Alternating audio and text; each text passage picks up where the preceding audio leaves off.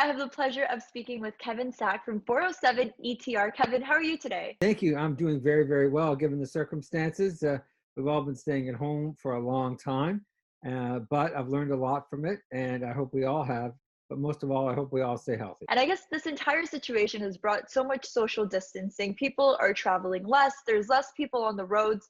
So I just want to know, kind of as a general note, how many people, or has there been a significant impact on the people taking the 407? Yes, there has. So, I mean, you can see the social distancing and the impact of the state of emergency and the orders of the government.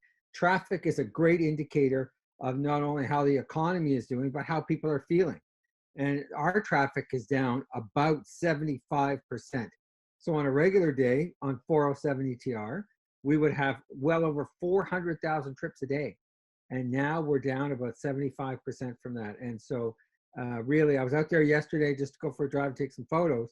There's not many people driving, and that's okay. You know, this is the time to stay home, stay safe, and take the time and keep the distance. If anything, that's good news that people are following government orders and are trying to stay home as much as possible for the time being. Yeah, it gives us also an opportunity, even though traffic is way down, we are still maintaining the road, we're still helping stranded drivers, and we are still patching up parts of the road that we normally would have to wait till the summer to do because traffic is so low.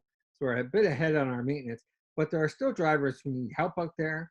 And that's why we have patrollers 24/7 who help drivers on the toll road when they run into trouble. So we're still doing that, although we do it from a social distance. And times like these, I think it's so important to really give back to your community or to find ways where we can all kind of contribute a little bit to the people who need it. And I know you wanted to share a message about some initiatives that you all have been working on. Well, we did something on behalf of our customers that we hope has a real impact. We decided to give a donation to the United Way of Halton, Hamilton, Peel, York, Durham, and Toronto over the next 3 years that will fund 4 specific areas of United Way programming into the recovery. And so those 4 areas are making sure people have enough food, making sure people have help getting a job, make sure people have the mental health services that they require, even if those services are available in the community.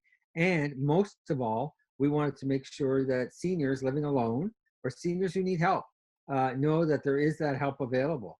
And no senior, especially during this time, and we've learned a lot from what's gone on, should have to worry about where their next meal is going to come from or how they're going to get their house cleaned. And so we took $4 million. We gave to the United Way's emergency fund for immediate use this year, and we gave it to them for 2021 and 2022.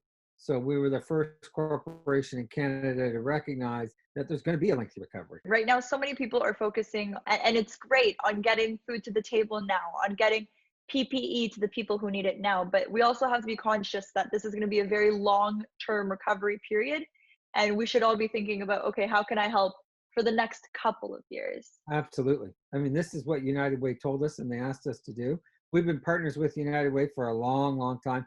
Our employees give very generously to United Way every fall, and our company matches their donations. But we also took a look at the hospitals. We give to 19 hospitals along the corridor every year. And what we did is we increased that number to 24, and we gave out an additional $1.2 million, that's 50 grand, to all the hospitals along the corridor. As a gesture, really. It's hard funding hospitals. I mean, they need the money so badly, but 24 of them, that was really a big exercise to send money along to 24 hospitals to get them the PPE they need or a piece of equipment. But again, this is for longer term. I think that on PPE and the like, they're coming around to getting that problem solved. And so hopefully these funds will help in the future as well. And what about your customers? I'm sure there's so many people that are involved with your company that have unfortunately lost their jobs or finding themselves in a precarious situation. Is there any kind of support being given to those people? A long time ago, right when this started, we decided as a team, as a company, that we were going to temporarily stop charging customers interest on their accounts. We were going to stop any collections activity. We were going to stop the very small number of customers who leave their bill outstanding for a long time have their plate number and reported to the Ministry of Transportation, and they can't renew their sticker. And so we've stopped that. We've stopped that entirely until this is over. And we've also got economic recovery and assistance plan, where people who want to pay off their bill and have been affected by COVID can do so, can apply to us, and we can try and help them figure out a payment plan or some better way to pay off their bill. And by doing those kinds of things and not charging for transponders in May, and doing these types of things, we think we can make a big difference in the pocket of our drivers and help them out. And we're doing all this at a time where our revenues are, of course, just like our drivers, just like every small business, our revenues are way down as well. I know you do have an opportunity to address all of the TLN viewers right now, everyone at home. So I'd love for you to share a message of reassurance and talk to, of course, all of the Canadian viewers back home. This is an honor then.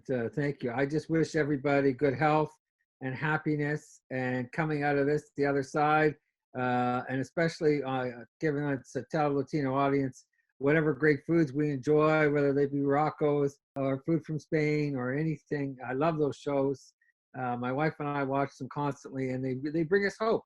They make us feel good. They make us feel hungry, and it gives you a warm feeling. And Latino gives you a warm feeling, and it's great to speak to your viewers. Of course. Thank you so much, Kevin. We wish you all the best. Thank you for joining us, and hopefully we can all get back to road trips soon. Thank you very much. That'd be great. Thank you.